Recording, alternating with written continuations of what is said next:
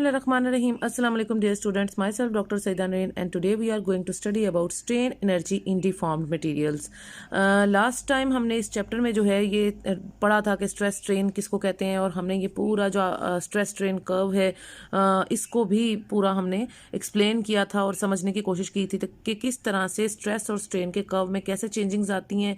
Elastic limit points के बारे में पढ़ा, फिर हमने इलास्टिसिटी प्लास्टिसिटी में डिफरेंस किया और उसके बाद अब हम strain energy in deformed materials जो है वो पढ़ सकते हैं कि जब हम स्ट्रेस अप्लाई करते हैं किसी मटेरियल के ऊपर और उसको फॉर एग्जांपल आप समझ लें कि आपके हाथ में एक रबर बैंड है और आप उसको खींचते चले जा रहे हैं, तो फिर एक खास पॉइंट पे जाके पहले वो स्ट्रेस जैसे जैसे आप उस पर स्ट्रेस अप्लाई करते जाते हैं वो खुलता चला जाता है, लंबा होता जाता है, उसकी लेंथ जो है वो इंक्रीज होती जाती है, लेकिन एक खास पॉइंट पे आके फिर वो टूट जाता है। ठीक है, उस टूटने से पहले जब तक आप उसके ऊपर स्ट्रेस अप्लाई कर रहे हैं और उसकी लेंथ में, लेकिन एकदम से वो टूटता भी नहीं है। हमने ये बात पढ़ी थी कि जब जब आप उसमें स्ट्रेस, इस तरह के मटेरियल्स जो दोबारा अपनी ओरिजिनल शेप रीगेन भी कर सकते हैं, यानी ऐसे मटेरियल्स होते हैं ना जो आप ऐसे मटेरियल्स को हम डक्टाइल सब्सटेंसेस कहते हैं। ठीक है, डक्टाइल सब्सटेंसेस वो होती हैं जिनमें इलास्टिसिटी भी आती है, इलास्टिसिटी के बाद प्लास्टिसिटी आती है और प्लास्टिसिटी के बाद वो फिर फ्रैक्चर स्ट्रेस की तरफ जाते हैं। तो अगर हमारे हाथ में रबर बैंड है तो वो पहले जब आप उसको खींचेंगे तो उसके अंदर जो है वो उसकी इलास्टिसिटी होगी, इलास्टिसिटी के बाद फिर वो जब तक वो अपनी ओरिजिनल शेप वापस लेके आ सकता है। मजीद आप खींचेंगे तो फिर वो अपनी ओरिजिनल वो रबर बैंड बड़ा हो जाएगा अपने साइज में। अगर वो पहले इतना था तो वो अब खिंच के इतना बड़ा हो गया। इसका मतलब है कि अब वो अपनी प्लास्टिसिटी को पहुंच गया, यानी अब वो अपनी ओरिजिनल शेप जो है वो रीगेन नहीं कर सकता और उसके बाद फिर वो फ्रैक्चर हो जाएगा, उसमें फ्रैक्चर स्ट्रेस आ जाएगा। तो ये जब आप इसका फोर्स और एक्सटेंशन का ग्राफ बनाते हैं और जब आप देखते हैं कि जैसे जैसे आप उसके ऊपर energy in the stretched wire, हम उसके ऊपर वायर को खींचते चले जा रहे हैं और उसके ऊपर एनर्जी अप्लाई कर रहे हैं, तो ये जो फोर्स और एक्सटेंशन का ग्राफ है ये किस तरह से वेरी करता है। So consider a wire suspended vertically from one and. हम एक एंड से एक वायर को हमने कंसीडर किया, उसे सस्पेंड किया है, वर्टिकली हैंग किया हमने उसको। It is stretched by attaching a weight at one end, और हमने उसके एक एंड पे नीचे वेट्स जो हैं वो हैंग कर दिए। यानी ये इस तरह की सिचुएशन है कि आप समझ लें कि आपने कोई फिक्स पोर्ट के साथ एक स्टील वायर ले ले। ठीक है, कोई भी वायर हमने उसको इस तरह से लगाया और उसके नीचे हम वेट्स ऐड करते जा रहे हैं। ठीक है, हम 10 kg लगाएंगे, 20 kg लगाएंगे, इस तरह से हमने वेट्स ऐड करते जाना है। और हमने जब उसको वर्टिकली हैंग किया और उसमें हमने स्ट्रेच किया है by adding the weight at the one end, we can increase the stretching force by increasing the weight. जितने ज़्यादा, अगर हमने पहले 10 kg लगाया है, नीचे लटके इसके हैंग किया है, तो फिर इसके साथ अब हम 20 kg कर देंगे and up to so on. हमने क्या करते जाने, वेट्स जो है वो इंक्रीज करते जाने। जैसे जैसे हम नीचे उसमें वेट्स में इंक्रीज करते जाएंगे आप देखेंगे कि वो वायर जो है वो स्ट्रेच होती चली जा रही है ना, हम बेसिकली उस पर स्ट्रेस अप्लाई करें।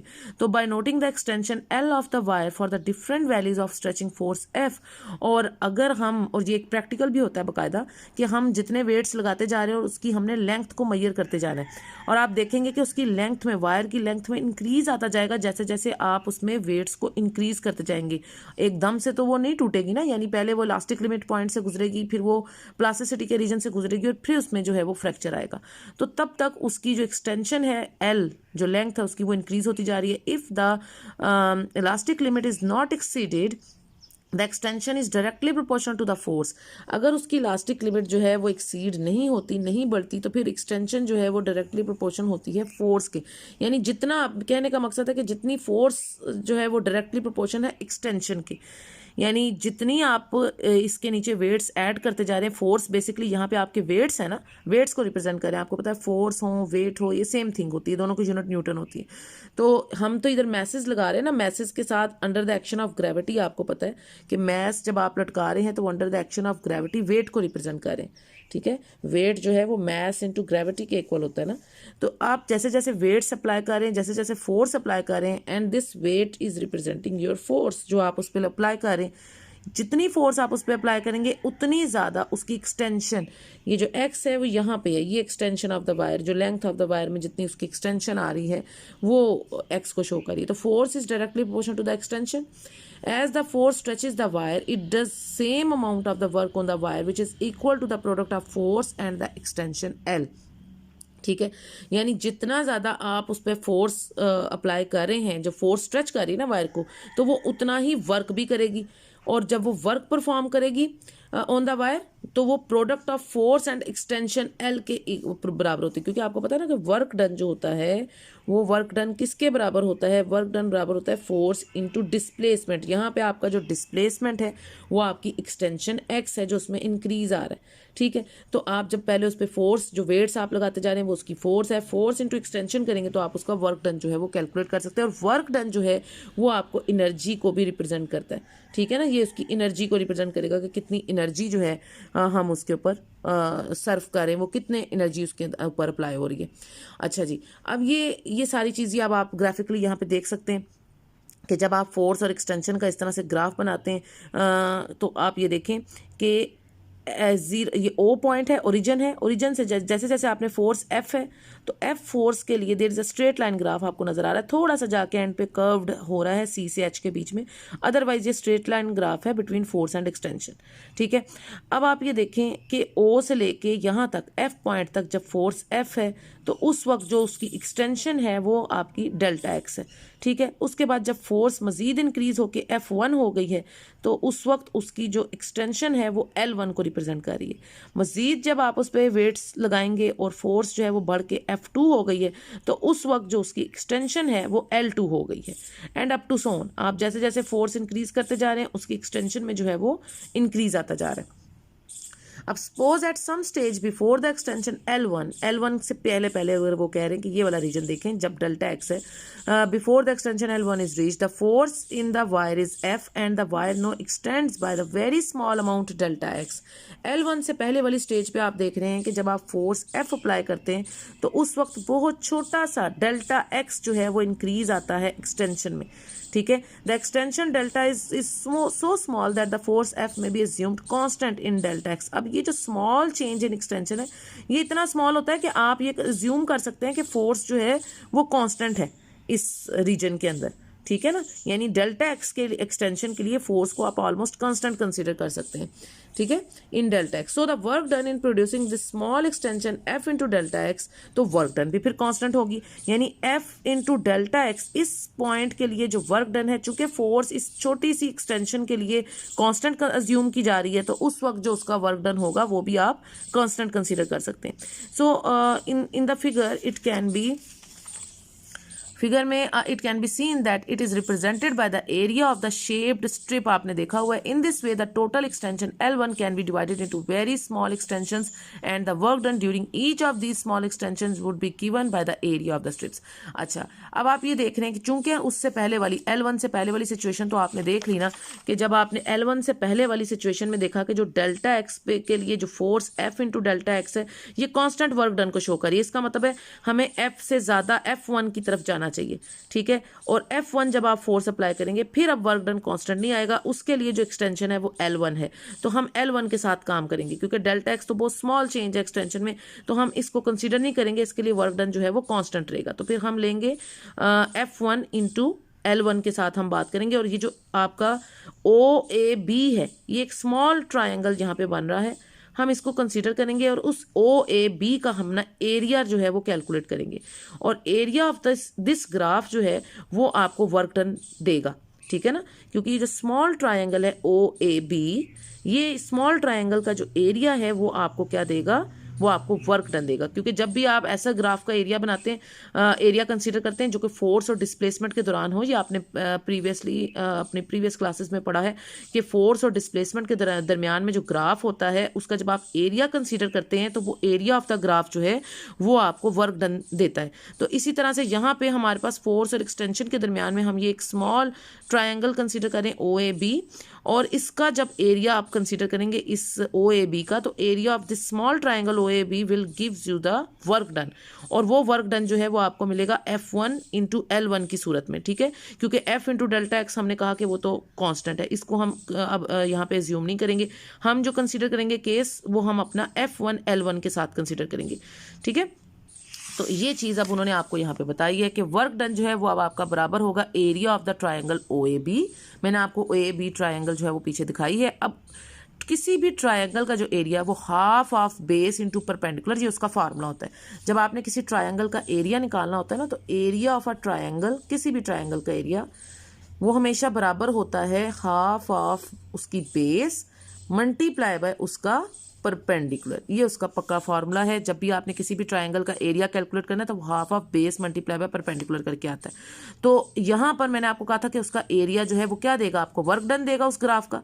तो work done should be equal to the area of triangle OAB, और एरिया ऑफ ट्रायंगल OAB का मतलब है हाफ ऑफ उसका बेस OA मल्टीप्लाई बाय उसका परपेंडिकुलर AB। यानी ये आप यहाँ से देख सकते हैं ना, बेस इंटू परपेंडिकुलर, तो बेस OA और मल्टीप्लाई बाय उसका परपेंडिकुलर AB। तो half of base into perpendicular का फार्मूला हम यहाँ पे लगा रहे हैं। तो यहाँ पे ये OA जो बेस है आपका वो L1 के बराबर होगा, और AB जो है वो आपकी F1 को, फोर्स F1 को शो करे। तो ये आपकी क्वेश्चन आ गई। This is the amount of energy. अब मैंने आपको कहा था कि ये जो वर्क डन है बेसिकली ये आपकी एनर्जी को रिप्रेजेंट करेगा। This work done will represents your energy stored in the wire. ठीक है, क्योंकि याद रखें वर्क डन हमेशा पोटेंशियल एनर्जी के बराबर होता है। पोटेंशियल एनर्जी कौन सी एनर्जी होती है, वो एनर्जी जो कि स्टोर्ड होती है किसी चीज के अंदर। सो दिस वर्क डन जो है वो आपकी अमाउंट ऑफ एनर्जी जो कि स्टोर्ड है वायर में, it is the gain in the potential energy of the molecules. और ये gain in potential energy of the molecules due to their displacement from the mean position. और ये उनकी displacement की वजह से ये जो गेन है पोटेंशियल एनर्जी में मॉलिक्यूल्स में, ये उनकी displacement from the mean position की वजह से है। क्योंकि आपके मॉलिक्यूल्स मीन पोजीशन से अवे मूव कर रहे हैं ना। आपको पता है जब मॉलिक्यूल्स मीन पोजीशन से अवे मूव करते हैं तो टूवर्ड्स द एक्सट्रीम पोजीशन उसकी पोटेंशियल एनर्जी में गेन आता है। तो इस तरीके से मीन पोजीशन के ऊपर काइनेटिक एनर्जी मैक्सिमम होती है, और when you are moving away from it from the mean position, जब आप उसको मीन पोजीशन से अवे मूव कराते हैं टूवर्ड्स द एक्सट्रीम पोजीशन, चाहे वो हॉरिजॉन्टल डायरेक्शन में हो चाहे वो वर्टिकली हम उसको करें, तो जब भी वो एक्सट्रीम पोजीशन की तरफ जाता है तो उसकी काइनेटिक एनर्जी में लॉस आता है और पोटेंशियल एनर्जी में गेन आता है। ठीक है, तो ये वो बात आपको बता रहे हैं। दिस गिव्स द ये जो है, ये जो आपको क्वेश्चन आपने ये निकाली 17.9, this gives the energy in joules. ये आपको जूल में जो है वो एनर्जी देगा। व्हेन F इन न्यूटन, जहाँ पे फोर्स जो है वो न्यूटन में होगी और लेंथ L जो आपने एक्सटेंशन कंसीडर किया वो इन मीटर्स आप कंसीडर करेंगे, तो फिर वो न्यूटन इंटू मीटर जो है वो आपको जूल के इक्वल होगा, और ये वर्क डन आपकी पोटेंशियल एनर्जी गेन के बराबर होगा। ठीक है, अब ये चीज़ हम यहाँ पे ले रहे हैं कि ये जो इक्वेशन है can also be expressed in the terms of modulus of elasticity. अब आपको पता है मॉडुलस ऑफ इलास्टिसिटी या इलास्टिक मॉडुलस जो होता है वो किसके बराबर होता है, वो हमेशा बराबर होता है ratio of the stress over strain. ठीक है, तो स्ट्रेस ओवर स्ट्रेन के बराबर होता है आपका मॉडुलस ऑफ इलास्टिसिटी। अब ये E बराबर है, स्ट्रेस क्या होता है, मजीद स्ट्रेस जो है मैंने आपको बताया था कि स्ट्रेस बराबर होता है, स्ट्रेस रिप्रेजेंट करता है प्रेशर को। ठीक है, जैसे प्रेशर जो है वो बराबर होता है ना आपका फोर्स पर यूनिट एरिया, तो स्ट्रेस भी वही चीज होती है, स्ट्रेस भी होता है फोर्स पर यूनिट एरिया। और जो स्ट्रेन होता है, स्ट्रेन क्या होता है, यहाँ पे चूंकि हम एक्सटेंशन की बात करें, हमने 3 तरह के स्ट्रेस देखे थे, वॉल्यूमेट्रिक, टेंसाइल और शियर। इसी तरह से स्ट्रेन भी हमने देखा था कि आपकी लेंथ में भी चेंज आ सकता है, आपकी वॉल्यूम में भी चेंज आ सकता है, आपके एरिया में भी चेंज आ सकता है किसी भी ऑब्जेक्ट की। तो यहाँ पे हम लेंथ की बात कर रहे हैं, तो टेंसाइल स्ट्रेन की बात करेंगे तो change in length to the original length, इस तरह से होता है ना। यहाँ पे जो आपका चेंज इन लेंथ है डेल्टा L, वो शो कर रहा है L1 को इस केस में हमारे, और जो ओरिजिनल लेंथ है उसको इन्होंने कैपिटल L से शो किया हुआ है। ठीक है, फोर्स चूंकि हम F वाली फोर्स आपने देखा था वो तो कांस्टेंट थी, फोर्स हम यहाँ पे यूज करें F1 वाली इस केस में, हमारे केस में एरिया A है। तो ये हमने चीजें यहाँ पे पुट करनी है। E जो है इलास्टिक मॉडुलस जो कि बराबर है स्ट्रेस ओवर स्ट्रेन के, स्ट्रेस की जगह आप डाल रहे हैं फोर्स पर यूनिट एरिया यानी कि F1 ओवर A, और उसके बाद डिवाइडेड बाय स्ट्रेन की जगह मैंने आपको कहा कि L1 ओवर L है, तो ये जब आप L1 ओवर L जो उसके नीचे होगा वो ऊपर चला जाएगा और ये इस तरह से बन जाएगा। यानी आप ऐसे भी एक स्टेप ऊपर भी कर सकते हैं इससे कि E इज इक्वल टू, ऊपर पहले आप स्ट्रेस डालेंगे F1 over A divided by strain. Strain क्या चीज़ है आपकी, L1 ओवर L, इस तरह से। अब ये जो चीज़, अब आपको पता है ये F1 ओवर A, ये A नीचे आ जाएगा, ठीक है ना, डिनोमिनेटर में, और ये डिनोमिनेटर के नीचे जो डिनोमिनेटर में टर्म होती है वो कहाँ चली जाती है, वो ऊपर चली जाती है न्यूमिनेटर में। तो ये जो कैपिटल L है ये आपका ऊपर चला जाएगा। तो इस स्टेप के बाद आप ये वाला स्टेप कर सकते हैं फॉलो। ठीक है।